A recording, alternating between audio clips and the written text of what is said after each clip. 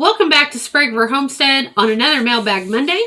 I'm Nikki, and today's question is, when starting a rabbit breeding program, is it okay to start with related animals, or do I really have to get unrelated animals?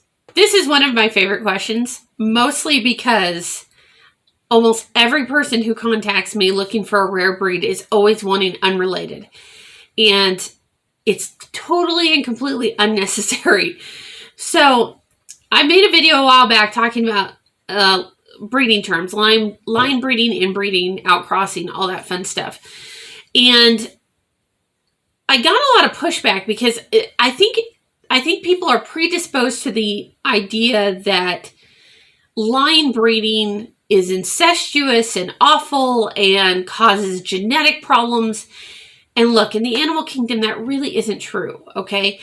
For that matter, in the human kingdom, as far as causing genetic problems, not always. To be perfectly honest, I mean, I know our big example that most people go with is the European royal families. Well, it took a long time to get to the level of problems that some of them developed, right? It wasn't an overnight thing. And that's the case with all species. It's not an overnight thing. So when you're starting out, this is what I tell everybody that starts out. You don't want your buck and your does to be full siblings, right? That's a bad thing only in that it's really hard to know where certain traits are coming from a buck side or the doe side or just whatever. But half siblings, fine. If you buy a buck and his granddaughters, that's fine. Some of that is absolutely okay. What you're doing in those cases is you're locking in the consistencies of your traits. When you bring in unrelated animals, most of the time you don't know exactly what genes those individuals are all carrying, right? So you might have stuff that just flat out doesn't work together, and it happens a lot. So I tend to think, especially if you're going into a show program or a meat program where you really want nice full bodies or whatever, consistency is absolutely key, and you will not get the same level of consistency out of unrelated animals that you will out of related animals. It's just kind of how it works. Most people get nervous in this and they say, oh, well, that means I can't keep anything, and if they're related, and I'm going to have to bring in more stock, and I don't want to bring in more stock. And that's not true. Okay. You have to remember that with rabbits in particular, poultry is kind of this way. Some other breeds and species are this way as well. With rabbits, you can line breed back into the same bloodline for like 10 generations. Most people will either give up and get out of rabbits or sell or bring in something well before they've run out of genetic possibility. I mean, that's the honest truth of it. I have 3-generation pedigrees on some of my Harlequins where I have the same rabbits popping up 5 and 6 times. I am not afraid of line breeding. I don't have funky stuff. I don't have, forearms growing out of foreheads or anything funky like that. The thing you have to know when you're breeding related individuals is culling needs to be the top priority. Anything weird, anything that's not right, that's not to standard, that's anomalous, right? Like 9-pound rabbits that produce a 5-pound offspring. That kind of stuff. You need to cull that out. That needs to be the focus. I think what happens a lot of times is people bring in unrelated stuff. They don't really know where the problem's coming from. So maybe what's happening is you're getting something weird, and, is it the buck? Is it the doe? I got no idea.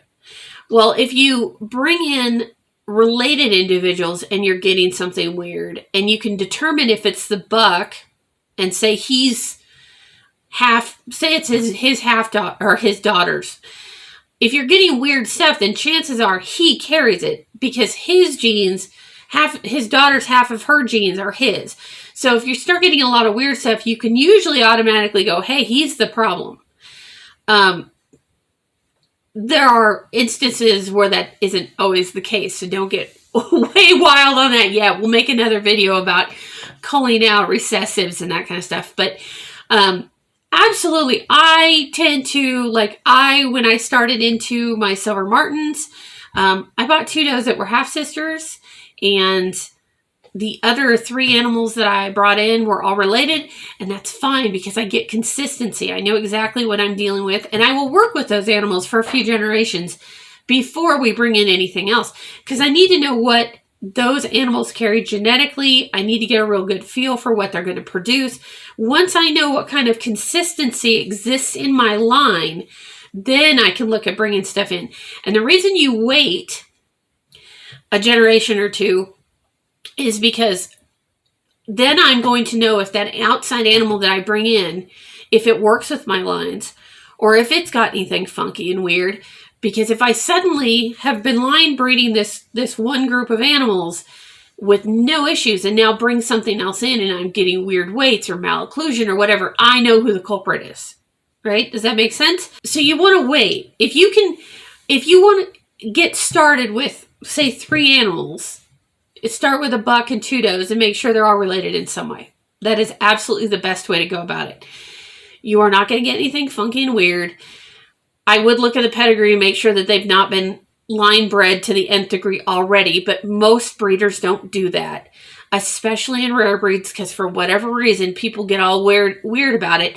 And actually, most of the rare breeds would have a lot more consistency if they would line breed a little bit tighter.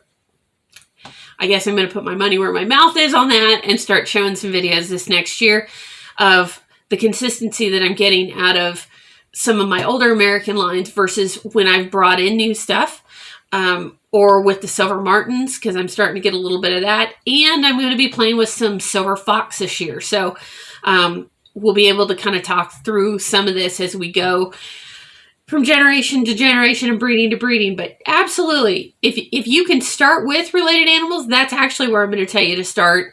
You do not have to start with unrelated individuals, and actually you're opening the door to more genetic issues by going unrelated. So there you go. There's your Mailbag Monday. Probably not what you were expecting. A lot of people always assume I'm going to tell them get unrelated, and then they go, oh, no, not really. If you have questions about that, feel free to send me an email at srhomestead@yahoo.com. You can leave them down in the comments. As always, I tell you to be kind. If you come in here ranting and raving about how I don't know what I'm talking about, you're going to leave. That's your comments going away, and you're going to leave. Be respectful. If you've got a different opinion, that's fine. Do back it up. I don't want to hear, oh no, that doesn't work.